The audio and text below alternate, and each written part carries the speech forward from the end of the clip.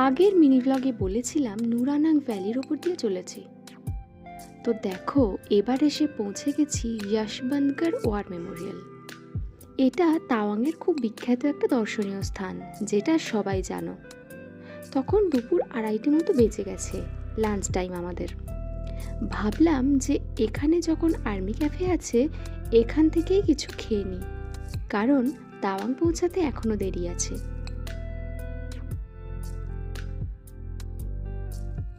আমরা ভেতরে ঢুকবো না, কারণ আমাদের হাতে একদম সময় নেই।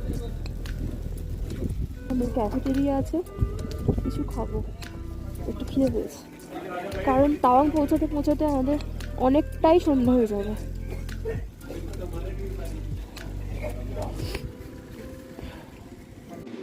ভেতরটা কি সুন্দর ডেকোরেশন, দেখো কি সুন্দর করে সাজানো ক্যাফেটা।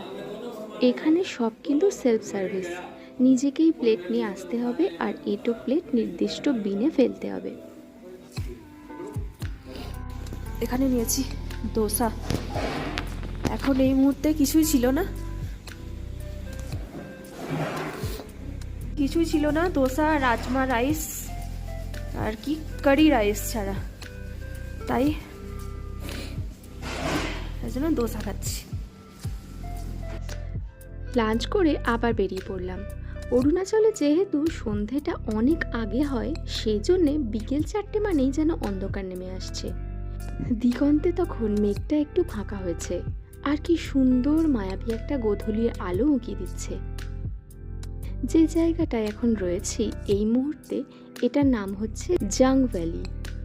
আর এই দেখো, মেঘের আড়াল থেকে একটা বরফে ঢাকা পিক দেখা যাচ্ছে। খুব সম্ভবত এটা মাউন্ট গরিচেন, যেটা অরুণাচলের হাইয়েস্ট পিক। আবছা করে ক্যামেরায় ধরা পড়ছে, কিন্তু খালি চোখে স্পষ্ট দেখা যাচ্ছে।